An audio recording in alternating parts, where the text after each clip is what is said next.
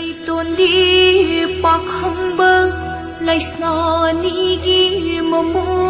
lui cô lôi mình lên mình thi bi nghe lay hơi na câu bi đồ chỉ ngô nông đơm khuôn đơ ghê mà lăng mà nó hùng đu đơm bù lây lúc kỳ lúc nông đơm thâu đu nông bác để dây sinh đơm dây bi thâu ai mang khi đô liềm nó mang phơ đơ bơ đơm lấy đong hôi nó sát khi đô lấy rong đi lấy nó yên bờ đi doi gì mà nó mòn bi lấy rong mà nó xa lỡ bờ ni ngồi lối bi cái gi mà đây lịch long mòn bi lấy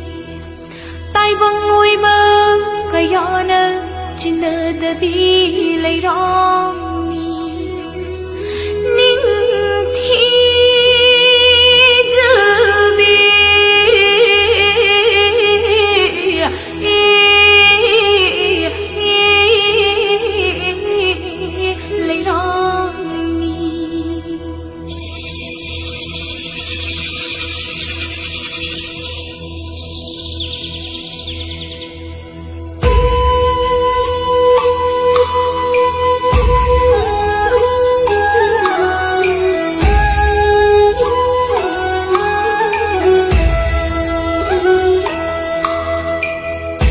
chính giờ chót đi